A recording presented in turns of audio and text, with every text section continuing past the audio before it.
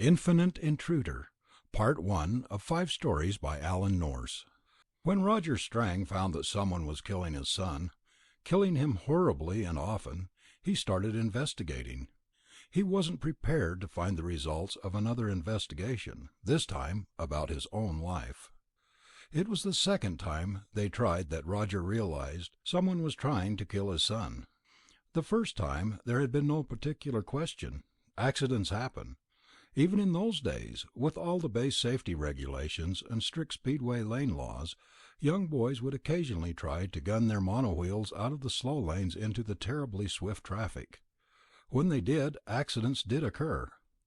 The first time, when they brought David home in the base ambulance, shaken but unhurt, with the twisted, smashed remains of his monowheel, Roger and Anne Strang had breathed weakly, and decided between themselves that the boy should be scolded within an inch of his life. And the fact that David maintained tenaciously that he had never swerved from the slow monowheel lane didn't bother his parents a bit. They were acquainted with another small boy frailty. Small boys on occasion are inclined to fib.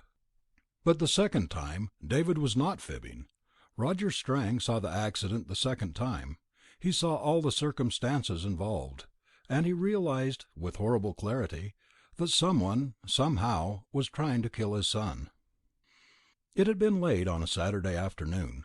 The free weekends at the Barrier Base engineers had once enjoyed to take their families for picnics outside or to rest and relax, were things of the past, and for the work on the Barrier was reaching a critical stage, demanding more and more of the technicians, scientists, and engineers engaged in its development.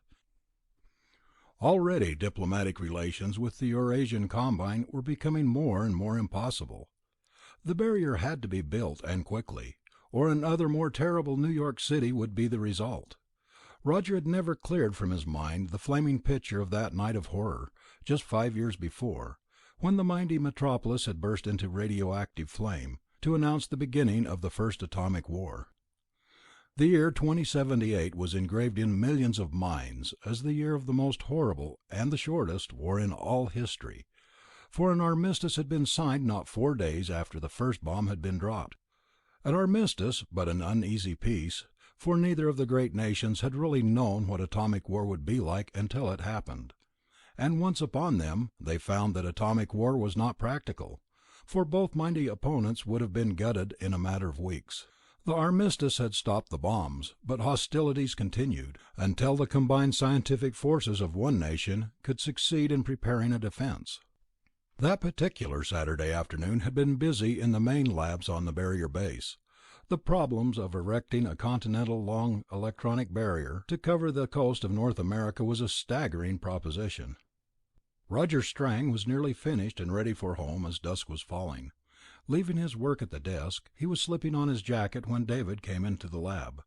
He was small for 12 years, with tousled sand-brown hair standing up at odd angles about a sharp, intelligent face. "I came to get you, Daddy," he said. Roger smiled. "You rode all the way down here just to go home with me?" "Maybe we could get some icy pops for supper on the way home," David remarked innocently. Roger grinned broadly and slapped the boy on the back. "You'd sell your soul for an icy pop," he grinned. The corridor was dark. The man and boy walked down to the elevator, and in a moment were swishing down to the dark and deserted lobby below. David stepped first from the elevator when the men struck. One stood on either side of the door in the shadow. The boy screamed and reeled from the blow across the neck. Suddenly Roger heard the sharp pistol reports. David dropped with a groan, and Roger staggered against the wall from a powerful blow in the face. He shook his head groggily, catching a glimpse of 2 men running through the door into the street below, as 3 or 4 people ran into the lobby, flushed out by the shots. Roger shouted, pointing to the door, but the people were looking at the boy.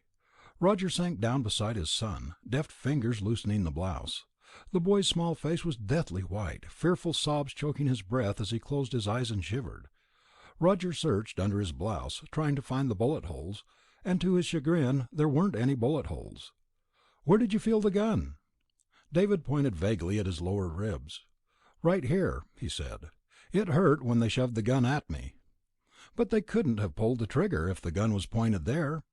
He examined the unbroken skin on the boy's chest, fear tearing through his mind.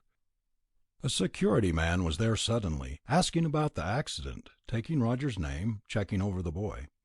Roger resented the tall man in the gray uniform, felt his temper rise at the slightly sarcastic tone of the questions.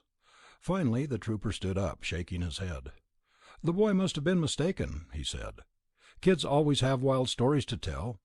Whoever it was may have been after somebody, but they weren't aiming for the boy." Roger scowled. "This boy is no liar," he snapped. "I saw them shoot." The trooper shrugged. "Well, he isn't hurt. Why don't you go home?" Roger helped the boy up angrily. "You're not going to do anything about this?" "What can I do? Nobody saw who the men were." Roger grabbed the boy's hand, helped him to his feet, and turned angrily to the door. In the failing light outside, the improbability of the attack struck through him strongly. He turned to the boy, his face dark. "David," he said evenly, "you wouldn't be making up stories about feeling that gun in your ribs, would you?" David shook his head vigorously, eyes still wide with fear. "Honest, Dad, I told you the truth." "But they couldn't have shot you in the chest without breaking the skin." He glanced down at the boy's blouse and jacket, and stopped suddenly, seeing the blackened holes in the ripped cloth. He stooped down and sniffed the holes suspiciously, and shivered suddenly in the cold evening air. The burned holes smelled like gunpowder. "Strang, you must have been wrong." The large man settled back in his chair, his graying hair smoothed over a bald spot. "Someone trying to kill you, I could see. There's plenty of espionage going on, and you're doing important work here. But your boy—" The chief of the barrier base security shook his head. "You must have been mistaken." "But I wasn't mistaken." Roger Strang sat forward in his chair, his hands gripping the arms until his knuckles were white. "I told you exactly what happened. They got him as he came off the elevator and shot at him. Not at me, Morrell, at my son. They just clubbed me in the face to get me out of the way." "What sort of men?" Morrell's eyes were sharp. Roger scowled, running his hand through his hair. "It was too dark to see. They wore hats and field jackets. The gun could be identified by ballistics. But they were fast, Morrell. They knew who they were looking for." Morrell rose suddenly, his face impatient. "Strang," he said, "you've been here at the base for quite a while now. Ever since a month after the war, isn't that right? August 2078? Somewhere around there, I know. But you've been working hard. I think maybe a rest would do you some good." "Rest!" Roger exploded. "Look, man, I'm not joking. This isn't the first time. The boy had a monowheel accident 3 weeks ago, and he swore he was riding in the safe lane where he belonged. It looked like an accident then, now it looks like a murder attempt. The slugs from the gun must be in the building, embedded in the plasterwork somewhere. Surely you could try to trace the gun." He glared at the man's impassive face bitterly. "Or maybe you don't want to trace the gun." Morrell scowled. "I've already checked on it. The gun wasn't registered in the base. Security has a check on every firearm within a 50-mile range. The attackers must have been outsiders." Roger's face flushed. "That's not true, Morrell," he said softly, "and you know it's not true." Morrell shrugged. "Have it your own way," he said indifferently. "Take a rest, Strang. Go home, get some rest. And don't bother me with any more of your fairy tales." He turned suddenly on Roger. "And be careful what you do with guns, Strang. The only thing about this that I do know is that somebody shot a pistol off and scared the hell out of your son. You were the only one around as far as I know. I don't know your game, but you'd better be careful." Strang left security headquarters and crossed across to the labs, frustrated and angry. His mind spun over the incident, incredulous, but more incredulous that Morrell would practically laugh at him. He stopped by the labs building to watch the workmen putting up a large electronic projector in one of the test yards. Work was going ahead, but so slowly. Roger was aware of the tall thin man who had joined him before he had looked around. Martin Drengo put a hand on his shoulder. "Been avoiding me lately?" "Martin!" Roger Strang turned, his face lighting up. "Not avoiding you. I've been so busy my wife hasn't seen me in 4 days." "How are things in maintenance?" The thin man smiled sadly. "How are things ever in maintenance? First a railroad breaks down, and then there's a steel strike. Then some paymaster doesn't make a payroll. The war knocked things for a loop, Roger. Even now things are still loopy. And how are things in production?" Roger scowled. "Let's have some coffee," he said. They sat back in a corner booth of the base dispensary as Roger told about David. Martin Drango listened without interruption. He was a thin man from top to bottom, a shock of unruly black hair topping an almost cadaverous face, blue eyes behind large thick lenses. His whole body was like a skeleton, his fingers long and bony as he lit a cigarette. But the blue eyes were quick, and the nods warm and understanding. He listened, and then he said, "It couldn't have been an outsider?" Roger shrugged. "Anything is possible, but why? Why go after a kid?" Drango hunched his shoulders forward. "I don't get it," he said. "David has done nothing to give him enemies." He drew on his cigarette. "What did Morrell have to say?" "He laughed at me, wouldn't even listen to me, told me to go home and go to bed, that I was all wet. I tell you, Martin, I saw it. You know I wouldn't lie. You know I don't see things that don't happen." "Yes," said Martin glumly, "I believe you all right, but I can't see why your son should be the target. You'd be more likely." He stood up, stretching his long legs. "Look, old boy, take Morrell's advice, at least temporarily. Go home and get some sleep now. You're all worked up. I'll go in and talk to Morrell. Maybe I can handle that old buzzard better than you can." Roger watched his friend amble down the aisle and out of the store. He felt better now that he had talked to Drango. Smiling to himself, he finished his coffee. Many a scrape he and Martin had seen through together. He remembered that night of horror when the bomb fell on the city, his miraculous rescue, the tall thin figure, reflecting the red glare from his glasses, forcing his way through the burning timbers of the building, tearing Roger's leg loose from the rubble covering it. The frightful struggle through the rubbish, fighting off fear-crazed mobs that sought to stop them, rob them, kill them.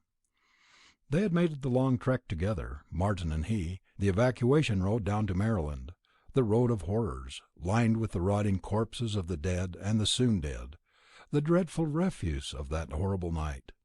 Martin Drango had been a stout friend to Roger. He had been with Martin the night they'd met Anne, took the ring from Martin's finger when they stood at the altar on their wedding day, shared with Martin his closest confidence. Roger sighed and paid for the coffee. What to do? The boy was home now, recovering from the shock of the attack. Roger caught an outbound tri-wheel and sped down the busy thoroughfare toward his home. If Martin could talk to Morrell and get something done, perhaps they could get a line. Somehow, perhaps, they could trace the attackers. In the morning he'd see Martin again, and they could figure out a scheme. But he didn't have a chance to see Martin again, for at 11:30 that night the marauders struck again, for the third time.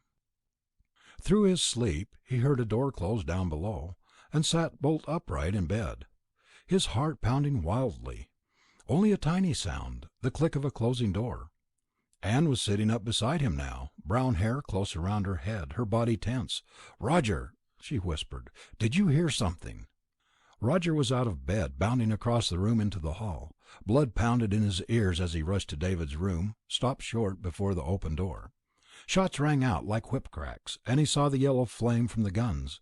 There were two men in the dark room, standing at the bed where the boy lay rolled into a terrified knot.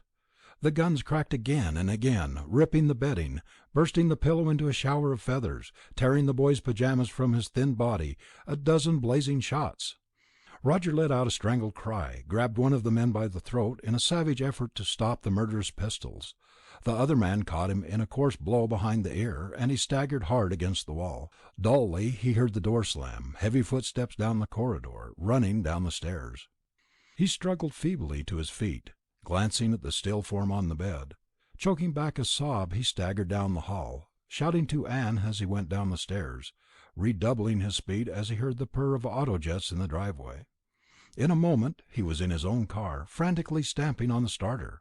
It started immediately, the motor booming. The powerful jet engines forced the heavy car ahead dangerously, taking the corner on two of its three wheels. He knew that Anne would call security, and he raced to gain on the tail lights that were disappearing down the winding residential road to the main highway. Throwing caution to the winds, Roger swerved the car across a front lawn, down between two houses, into an alley, and through another driveway, gaining 3 blocks. Ahead at the junction with the main base highway he saw the long black autojet turn right. Roger snaked into traffic on the highway and bore down on the black car. The traffic was light because of the late hour, but the patrol was on the road and might stop him instead of the killers. The other car was traveling at top speed, swerving around the slower cars. Roger gained slowly. He fingered the spotlight, preparing to snap it in the driver's eyes. Taking a curve at 90, he crept up alongside the black car as he heard the siren of a patrol car behind him. Cursing, he edged over on the black car, snapped the spotlight full in the face of the driver. The screaming siren forced him off the road, and he braked hard, his hands trembling. A patrolman came over to the car, gun drawn. He took a quick look at Roger, and his face tightened. "Mr. Strang," he said sharply, "we've been looking for you. You're wanted at security." "That car," Roger started weakly. "You've got to stop that car I was chasing." "Never mind that car," the patrolman snarled. "It is you they want. Hop out. We'll go in the patrol car." "You've got to stop them." The patrolman fingered his gun. "Security wants to talk to you, Mr. Strang. Hop out." Roger moved dazedly from his car. He didn't question the patrolman. He hardly even heard him. His mind raced in a welter of confusion, trying desperately to refute the brilliant picture in his mind from that split second that the spotlight had rested on the driver of the black car, trying to fit the impossible pieces into their places. For the second man in the black autojet had been John Morrell, chief of Barrier Base Security, and the driver had been Martin Durango. The man at the desk was a stranger to Roger Strang. He was an elderly man, stooped, with graying hair and a small clipped mustache that seemed to stick out like antennae. He watched Roger impassively with steel-gray eyes, motioning him to a chair. "You led us a merry chase," he said flatly, his tone brittle. "A very merry chase. The alarm went out for you almost an hour ago." Strang's cheeks were red with anger. "My son was shot tonight. I was trying to follow the killers." "Killers?" The man raised his eyebrows. "Yes, killers," Roger snapped. "Do I have to draw you a picture? They shot my son down in his bed." The man stared at him for a long time. "Well," he said finally in a baffled tone, "now I've heard everything." It was Roger's turn to stare. "Can't you understand what I've said? My son was murdered." The gray-haired man flipped a pencil down on the desk impatiently. "Mr. Strang," he said elaborately, "my name is Whitman. I flew down here from Washington tonight, after being called from my bed by the commanding officer of this base. I am the National Chief of the Federal Bureau of Security, Mr. Strang, and I'm not interested in fairy tales. I would like you to come off it now, and answer some questions for me. I don't want double talk, I want answers. Do I make myself quite clear?" Roger stared at him, finally nodded his head. "Quite," he said sourly. Whitman hunched forward in his chair. "Mr. Strang, how long have you been working in the Barrier Base?" "5 years, ever since the bombing of New York." Whitman nodded. "Oh yes, the bombing of New York." He looked sharply at Roger. "And how old are you, Mr. Strang?" Roger looked up surprised. 32, of course. You have my records. Why are you asking?" The gray-haired man lit a cigarette. "Yes, we have your records," he said offhandedly. "Very interesting records, quite normal, quite in order. Nothing out of the ordinary." He stood up and looked out on the dark street. "Just one thing wrong with your records, Mr. Strang. They aren't true." Roger stared. "This is ridiculous," he blurted. "What do you mean they aren't true?" Whitman took a deep breath and pulled a sheet of paper out of a sheaf on his desk. "It says here," he said, "that you are Roger Strang, and that you were born in Indianola, Iowa, on the 14th of June, 2051.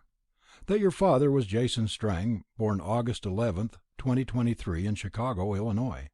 That you lived in Indianola until you were 12, when your father moved to New York City and was employed with the North American Electronics Laboratories. That you entered International Polytechnic Institute at age 21, studying physics and electronics, and graduated in June 2075 with a bachelor's degree of electronics. That you did further work, taking a master's and doctorate in electronics at Polytech in 2077. Whitman took a deep breath. "That's what it says here, a very ordinary record. But there's no record here of your birth in Indianola, Iowa in 2051 or any other time. There's no record there of your father, the alleged Jason Strang, or in Chicago. No one by the name of Jason Strang was ever employed by North American Electronics. No one by the name of Roger Strang ever attended Polytech. Whitman watched him with cold eyes. To the best of our knowledge, and according to all available records, there never was anyone named Roger Strang until after the bombing of New York. Roger sat stock still, his mind racing. "This is silly," he said finally. "Perfectly idiotic. Those schools must have records." Whitman's face was tight. "They do have records, complete records, but the name of Roger Strang is curiously missing from the roster of graduates in 2075, or any other year." He snubbed his cigarette angrily. "I wish you would tell me, and save us both much unpleasantness, just who you are, Mr. Strang, and where you come from." Strang stared at the man, his pulse pounding in his head. Filtering into his mind was a vast confusion. Some phrase, some word, some nebulous doubt that frightened him, made him almost believe that the gray-haired man in the chair before him. He took a deep breath, clearing his mind of the nagging doubt. "Look here," he said, exasperated. "When I was drafted for the Barrier Base, they checked on my origin, for my education and credentials. If they had been false, I'd have been snapped up right then, probably shot. They were shooting people for chewing their fingernails in those days. I wouldn't have stood a chance." Whitman nodded his head vigorously. "Exactly," he snapped. "You should have been picked up. But you weren't even suspected until we did a little checking after that accident in the labs building yesterday. Somehow false credentials got through for you. Security does not like false credentials. I don't know how you did it, but you did. I want to know how." "But I tell you—" Roger stood up, fear growing suddenly in his mind. He lit a cigarette, took 2 nervous puffs, and set it down forgotten in the ashtray. "I have a wife," he said shakily. "I married her in New York City. We had a son born in a hospital in New York City. He went to school there. Surely there must be some kind of record." Whitman smiled grimly, almost mockingly.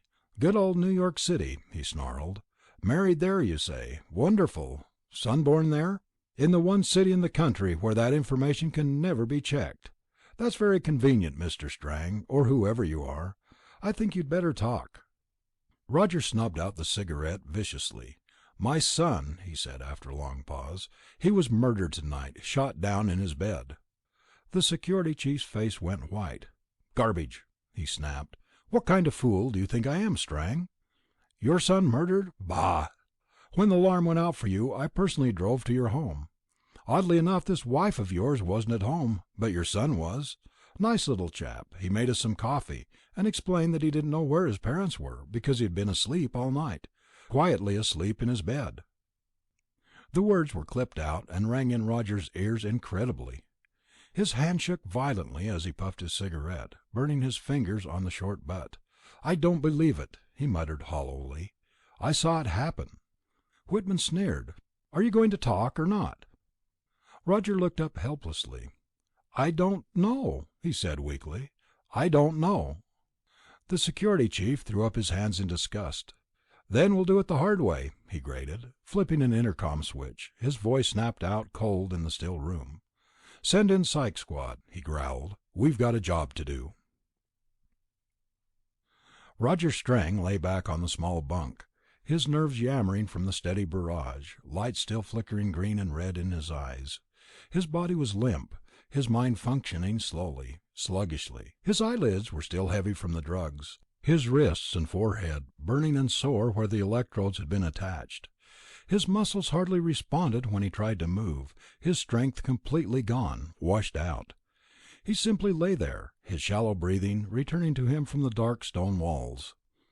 The Inquisition had been savage. The hot lights, the smooth-faced men firing questions over and over, the drugs, the curious sensation of mouthing nonsense, of hearing his voice rambling on crazily, yet being unable in any way to control it. The hypnotic effect of Whitman's soft voice, the glitter in his steel-grey eyes, and the questions. The lie detector had been going by his side, jerking insanely at his answers, every time the same answers, every time setting the needle into wild gyrations. And finally the foggy, indistinct memory of Whitman mopping his forehead and stamping savagely on a cigarette, and muttering desperately. It's no use. Lies. Nothing but lies, lies, lies. He couldn't be lying under this treatment, but he is, and he knows he is.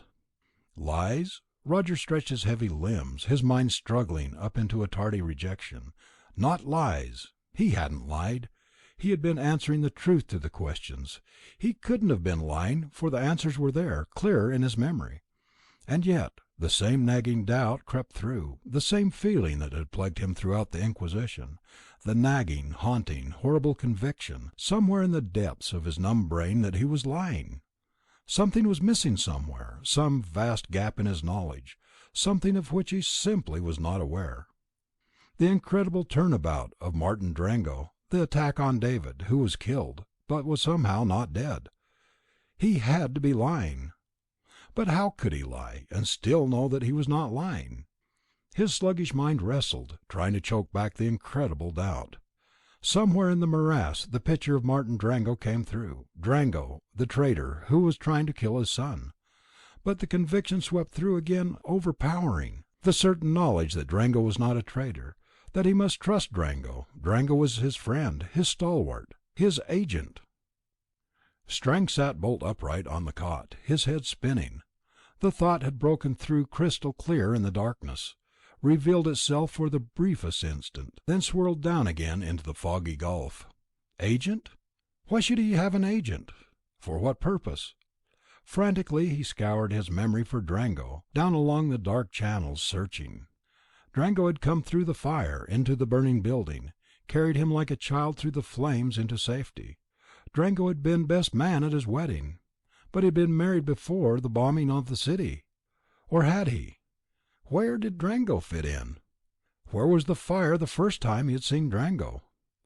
Something deep in his mind forced its way through, saying, "No, you have known him all your life."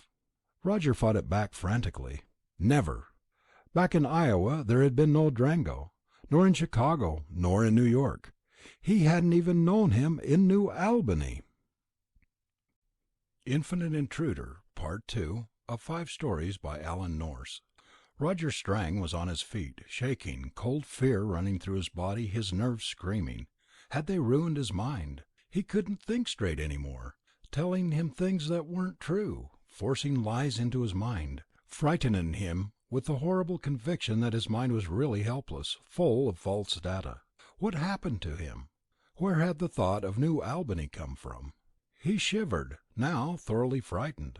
There wasn't any New Albany, nowhere in the world. There just wasn't any such place. Could he have 2 memories, conflicting memories? He walked shakily to the door, peered through the small peephole. In the morning they would try again, they had said. He shuddered, terribly afraid. He had felt his mind cracking under the last questioning. Another would drive him completely insane. But Drango would have the answers. Why had they shot little Davy? How did that fit in? Was this false credential business part of some stupendous scheme against him? Impossible. But what else? He knew with sudden certain conviction that he must see Martin Drango immediately before they questioned him again, before the fear and uncertainty drove him out of his mind. He called tentatively through the peephole, half hoping to catch a guard's attention, and the call echoed through the silent halls. And then he heard Anne's voice, clear, cool, sharp in the prison darkness. Fear, choking the shout, still ringing in his ears, gaped at the woman who stood in his cell. She was lovelier than he had ever seen her, her tiny body clothed in a glowing fabric which clung to every curve, accenting her trim figure, her slender hips. Brown hair wreathed her lovely face, and Roger choked as the deep longing for her welled up in his throat. Speechlessly he took her in his arms, holding her close, burying his face in her hair, sobbing in joy and relief. And then he saw the glowing circle behind her, casting its eerie light into the far corners of the dark cell. In fiery greenness the ring shimmered in an aura of violent power. But Anne paid no attention to it. She stepped back and smiled at him, her eyes bright. "Don't be frightened," she said softly, "and don't make any noise. I am here to help you." "But where did you come from?" The question forced itself out in a sort of strangled gasp. "We have means of going where we want to, and we want you to come with us." She pointed at the glowing ring. "We want to take you back to the time area from which you came." Roger goggled at her. confusion welling into his mind again. "Anne," he said weakly, "what kind of trick is this?" She smiled again. "No trick," she said. "Don't ask questions, darling. I know you're confused, but there isn't much time. You'll just have to do what I say right now." She turned to the glowing ring. "We just step through here. Be careful that you don't touch the substance of the portal going through." Roger Stang approached the glowing ring, curiously, peering through, blinked, peered again. It was like staring at an inscrutable black surface in the shadow.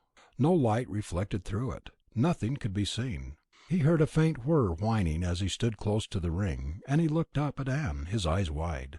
"You can't see through it!" he exclaimed.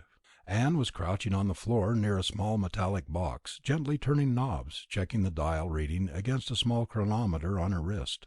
"Steady, darling," she said. "Just follow me, carefully, and don't be afraid. We're going back home, to the time area where we belong. You and I.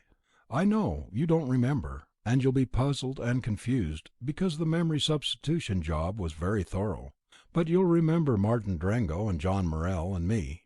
And I was your wife there too. Are you ready?" Roger stared at the ring for a moment. "Where are we going?" he asked. "How far ahead, or behind?" "Ahead," she said. 80 years ahead, as far as we can go. That will bring us to the present time, the real present time, as far as we and you are concerned." She turned abruptly and stepped through the ring and vanished as effectively as if she had disintegrated into vapor. Roger felt fear catch at his throat. Then he followed her through. They were standing in a ruins. The cell was gone, the prison, the barrier base. The dark sky above was bespeckled with a myriad of stars, and a cool night breeze swept over Roger's cheek. Far in the distance a low rumble came to his ears. "Sounds like a storm coming," he muttered to Anne, pulling his jacket closer around him. "No storm," she said grimly. "Look." She pointed a finger toward the northern horizon. Brazen against the blackness, the yellow-orange fire was rising, great spurts of multicolored flames licking at the horizon. The rumble became a drone, a roar. Anne grasped Roger's arm and pulled him down to cover in the rubble as the invisible squadron swished across the sky, trailing jet streams of horrid orange behind them. Then to the south, in the direction of the flight, the drone of the engines gave way to the hollow booming of bombing, and the southern horizon flared. Then, as suddenly as it had appeared, the rumble died away, leaving the flames licking the sky north and south. Roger shivered. "War," he said. "Eurasia?" She shook her head. "If it only were. There is no Eurasia now. The dictator took care of that. Nothing but gutted holes and rubble." She stood up, helping Roger to his feet. Together they filed down through the rubbish, down onto a roadway.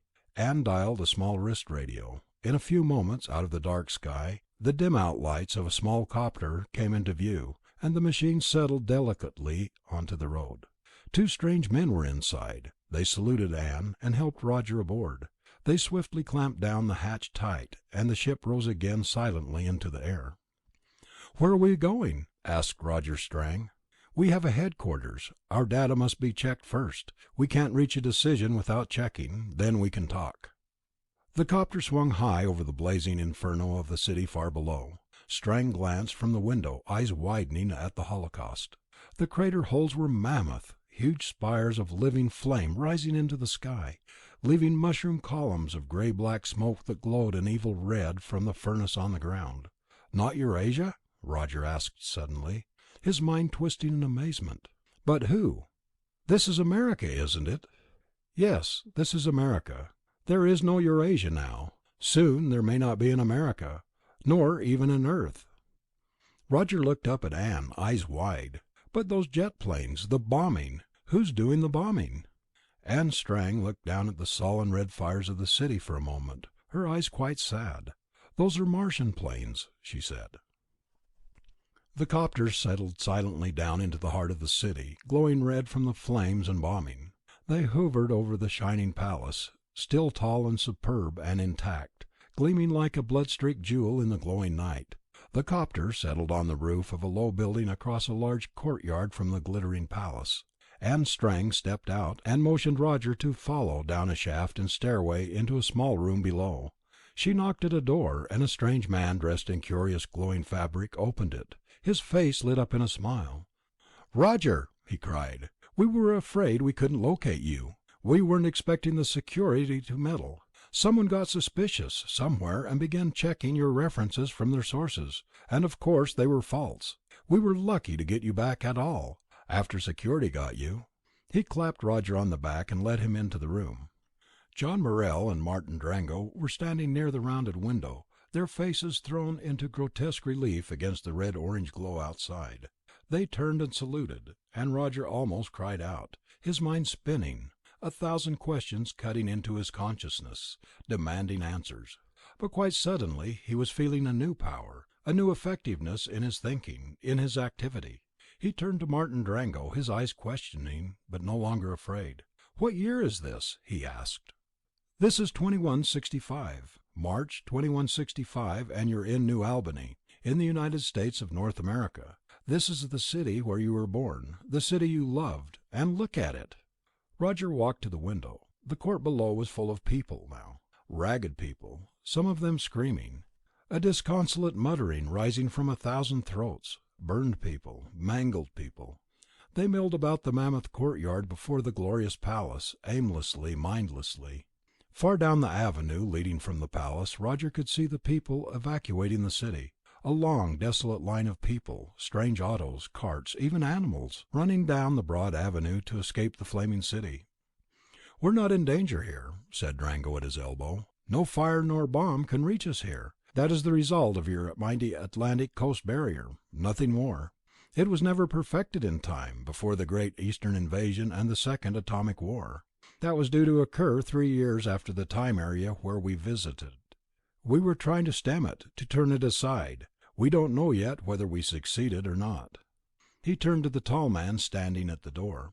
"Markson, all the calculations are prepared. The calc is evaluating the data against the equation now, figuring all the variables. If our work did any good, we should know it soon." He sighed and pointed to the palace. "But our fine dictator is still alive, and the attack on Mars should be starting any minute. If we didn't succeed, nothing in all time will stop him." Roger lit a cigarette, his eyes questioning Drango. "Dictator?" Drango sat down and stretched his legs. "The dictator appeared about 4 years ago, a nobody, a man from the masses of people on the planet. He rose into public favor like a skyrocket, a remarkable man, an amazing man, a man who could talk to you and control your thoughts in a single interview. There has never been a man with such personal magnetism and power, Roger, in all the history of Earth. A man who raised himself from nothing into absolute dictatorship, and has handled the world according to his whim ever since. He's only a young man, Roger, just 32 years of age, but an irresistible man can win anything from anybody. He writhed into the presidency first, and then deliberately set about rearranging the government to suit him, and the people let him get away with it, followed him like sheep. And then he was dictator, and he began turning the social and economic balance of the planet into a whirlwind. And then came Mars." Martin stretched again and lit a cigarette, his thin face grave in the darkened room. "The first landing was 30 years ago, and the possibilities for rich and peaceful commerce between Earth and Mars were clear from the first. Mars had what Earth lacked: the true civilization, the polished culture, the lasting socio-economic balance, the permanent peace. Mars could have taught us so much. She could have guided us out of the mire of war and hatred that we have been wallowing in for centuries. But the dictator put an end to those possibilities." Drango shrugged. He was convinced that the Martians were weak, backward, decadent. He saw their uranium, their gold, their jewelry, their labor, and started on a vast, impossible imperialism. If he had had his way, he would have stripped the planet in 3 years. But the Martians fought against us, turned from peace to suspicion, and finally to open revolt. And the dictator could not see. He mobilized Earth for total war against Mars, draining our resources, decimating our population, building rockets, bombs, guns. He stopped for a moment, breathing deeply. But the dictator didn't know what he was doing. He had never been on Mars. He has never seen Martians. He had no idea what they think, what they're capable of doing. He doesn't know what we know, that the Martians will win. He doesn't realize that the Martians can carry out a war for years without shaking their economy one iota, while he has drained our planet to such a degree that a war of more than 2 or 3 months will break us in half. He doesn't know that Mars can win, and that the Earth can't." Roger walked across the room, thoughtfully, his mind fitting pieces into place. "But where do I come in? David, Anne, I don't understand." Drango looked at Roger straight in the eye. "The dictator's name," he said, "is Farrell Strang." Roger stopped still. "Strang?" he echoed. "Your son, Roger. Yours and Anne's." "But you said the dictator was only 32. Roger trailed off, regarding Anne in amazement. Martin smiled. "People don't grow so quickly nowadays," he said. "You are 57 years old, Roger. Anne is 53. He leaned back in his chair, his gaunt smile fading. "The dictator has not been without opposition. You, his parents, opposed him at the very start, and he cast you off. People wiser than the crowds were able to rebuff his powerful personal appeal, to see through the robe of glory he had wrapped around himself. He has opposition, but he has built himself an impregnable fortress, and dealt swift death to any person suspected of treason. A few have escaped: scientists, technologists, sociologists, physicists. The work of one group of men gave us a weapon which we hoped to use to destroy the dictator. We found a way to move back in time. We could leave the normal time stream and move to any area of past time. So 4 of us went back, searching for the core of the economic and social upheaval on Earth, and trying to destroy the dictator before he was born. Given time travel, it should have been possible. So we went back, myself, John Morrell, Anne Strang, and you." Roger shook his head, a horrible thought forming in his mind. "You were trying to kill David, my son." He stopped short. "David couldn't have been my son." He whirled on Martin Drango. "Who was that boy?" Martin looked away then, his face white. "The boy was your father," he said. The drone of jet bombers came again, whining into the still room. Roger Strang stood very still, staring at the gaunt man. Slowly the puzzle was beginning to fit together. The horror filtered into his mind. "My father," he said. "Only 12 years old, but he was to be my father." He stared helplessly at the group in the room. "You were trying to kill him." Martin Drango stood up, his lean face grave. "We were faced with a terrific problem. Once we returned to the time area, we had no way of knowing to what extent we could affect people and events that had already happened. We had to go back, to fit in somehow, in an area where we never had been, to make things happen that had never happened before. We know that if there was any way of doing it, we had to destroy Farrell Strang. But the patterns of history which had allowed him to rise had to be altered too. Destroying the man would not have been enough. So we tried to destroy him in the time area where the leading time patterns of our time had been formed. We had to kill his grandfather." Roger shivered. "But if you killed David, what would have happened to me?" "Presumably the same thing would have happened to the dictator.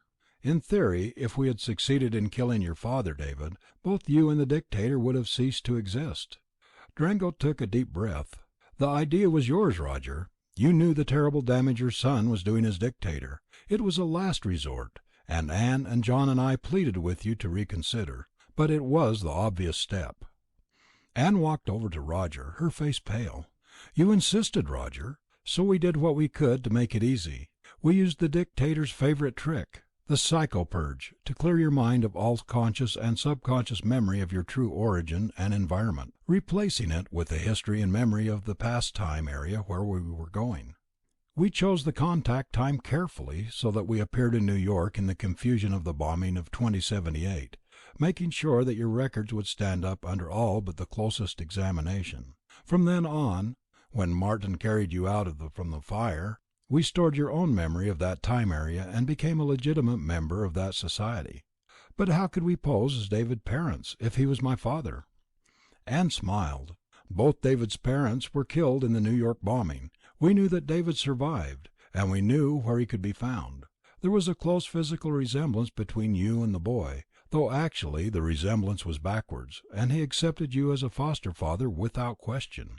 With you equipped with complete memory of your marriage to me in that time, of David's birth, and of your own history before and after the bombing of New York, you fit in well and played the part to perfection.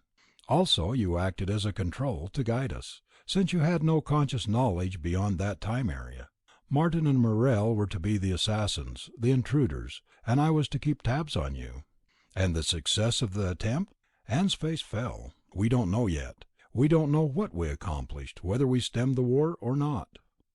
The tall man who had stepped into the room moved forward and threw a sheaf of papers on the floor, his face heavy with anger, his voice hoarse. "Yes, I'm afraid we do know," he said bitterly. Martin Drango whirled on him, his face white. "What do you mean, Markston?" The tall man sank down in a chair tiredly. "We've lost, Martin. We don't need these calculations to tell. The word was just broadcast on the telecast. Farrell Strang's armada has just begun its attack on Mars." For a moment, the distant bombing was the only sound in the room. Then Martin Drango said, "So he gave the order, and we've lost." "We had only a theory to work on," said Morrel, staring gloomily at the curved window. "A theory and an equation. The theory said that a man returning through time could alter the social and technological trends of the people and times to which he returned, in order to change history that was already past. The theory said that if we could return to the social patterns and technological trends just slightly away from where they were, we could alter the entire make-up of our society in our own time. And the equation was the tool, the final check on any change. The equation which evaluates the sum of social, psychological, and energy factors in any situation, any city or nation, or human society. The equation has been proven, checked, time and time again, but the theory didn't fit it. The theory was wrong." Roger Strang sat up suddenly alert. "That boy," he said, his voice sharp. "You nearly made a sieve of him, trying to shoot him. Why didn't he die?" "Because he was on a high-order variable. Picture it this way. From any point in time, the possible future occurrences could be seen as vectors, an infinite number of possible vectors. Every activity that makes an alteration, or has any broad effect on the future, is a high-order variable. But many activities have no grave implications for future time, and could be considered unimportant or low-order variables. If a man turns a corner and sees something that stimulates him into writing a world-shaking manifesto, the high-order variable would have started when he decided to turn the corner instead of going the other way. But if he took one way home instead of another, and nothing of importance occurred as a result of the decision, a low-order variable would be set up. We found that the theory of alterations held quite well for lower-order variables. Wherever we appeared, whatever we did, we set up a definite friction in the normal time stream, a distortion, like pulling a taut rubber band out, and we could produce changes on low-order variables. But the elasticity of the distortion was so great as to wrap the change back into the time stream without causing any lasting alteration. When it came to high-order changes, we simply couldn't make any. We tried putting wrong data into the machines that were calculating specifications for the barrier, and the false data went in, but the answers that came out were the answers that should have appeared with the right data. We tried to commit a murder, to kill David Strang, and try as we would, we couldn't do it, because it would have altered a high-order variable, and they simply wouldn't be altered." "But you, Morrel," Roger exclaimed, "how about you? You were top man in the Barrier Base Security Office. You must have made an impression." Morrel smiled tiredly. "I really thought I had, time after time. I would start off a series of circumstances that should have had grave alternative effect, and it would look for a while as if a long-range change was going to be effected, and then it would straighten itself out again, with no important change occurring. It was maddening. We worked for 5 years trying to make even a small alteration, and brought back our data." He pointed to the papers on the floor. "There are the calculations, applied on the equation. Meaningless. We accomplished nothing. And the dictator is still there." Drango slumped in his chair. "And he started the war, the real attack. This bombardment outside is nothing. There are 15 squadrons of space destroyers already unloading automatic bombs on the surface of Mars, and that's the end for us. Farrell Strang has started a war he can never finish." Roger Strang turned sharply to Drango. "This dictator," he said, "where is he? Why can't he be reached now and destroyed?" "The barrier. He can't be touched in the palace. He has all his offices there, all his controls, and he won't let anyone in since the attempted assassination 3 months ago. He's safe there, and we can't touch him." Roger scowled at the control panel on the wall. "How does this time portal work?" he asked. "You say it can take us back. Why not forward?" "No good. The nature of time itself makes that impossible. At the present instant of time, everything that has happened has happened. The three-dimensional world in which we live has passed through the fourth temporal dimension, and nothing can alter it. But at this instant there are a number of infinite things that could happen next. The future is an infinite series of variables, and there's no conceivable way to predict which variable will actually be true." Roger Strang sat straight up, staring at Drango. "Will that portal work both ways?" he asked tensely. Drango stared at him blankly. "You mean, can it be reverse wired?" "I suppose so. But anyone trying to move into the future would necessarily become an infinity of people. He couldn't maintain his identity, because he'd have to have a body in every one of an infinite number of places he might be, until the normal time stream caught up with him in the future. And then he'd be in whatever place he fit."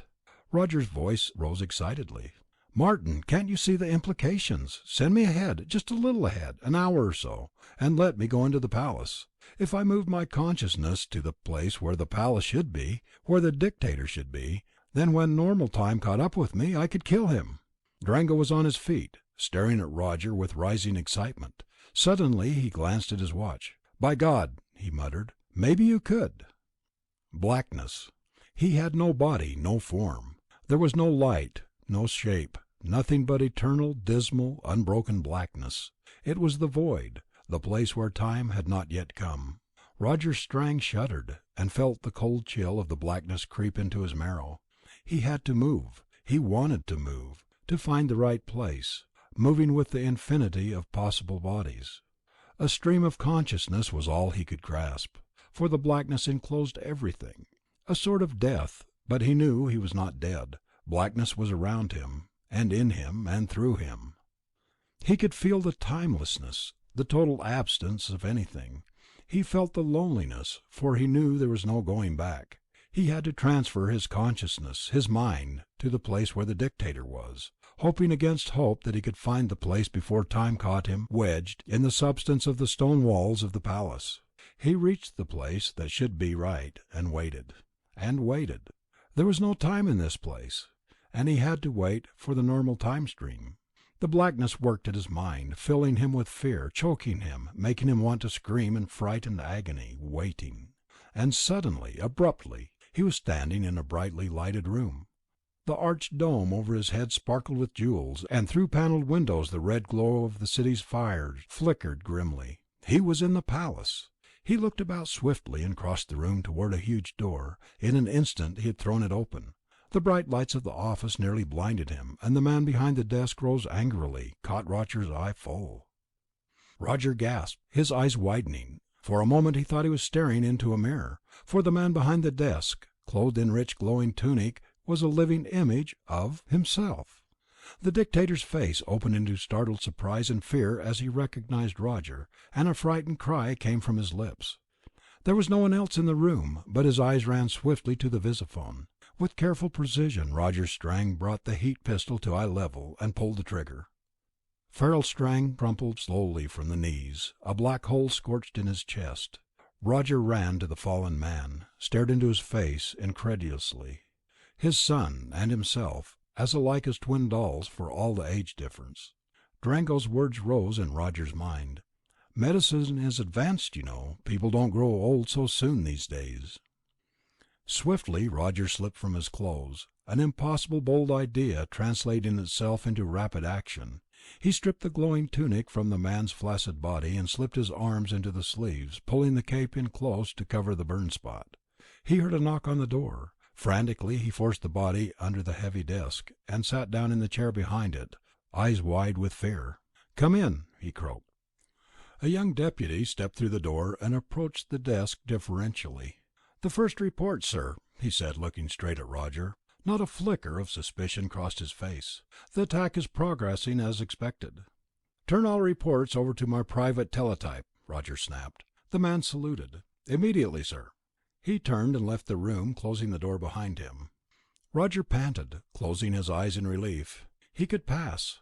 Turning to the file, he examined the detailed plans for the Martian attack, the numbers of ships, the squadron leaders, the 0 hours. Then he was at the teletype keyboard, passing on the message of peace, the message to stop the war with Mars, to make armistice. All squadrons and ships, attention. Cease and desist in attack plans. Return to Terra immediately by order of Farrell Strang. Wildly he tore into the files, ripping out budget reports, stabilization plans, battle plans, evacuation plans. It would be simple to dispose of the dictator's body as that of an impostor, an assassin, and simply take control himself in Farrell's place. They would carry on with his plans, his direction. And an era of peace and stability and rich commerce would commence at long last. The sheaf of papers grew larger and larger as Roger emptied out the files. Plans of war, plans of conquest, of slavery. He aimed the heat pistol at the pile, saw it spring into yellow flame and circle up to the vaulted ceiling in blue smoke. And then he sat down, panting, and flipped the visiphone switch. Send one man, unarmed, to the building across the courtyard. Have him bring Martin Drango to me. The deputy's eyes widened on the screen. Unarmed, sir?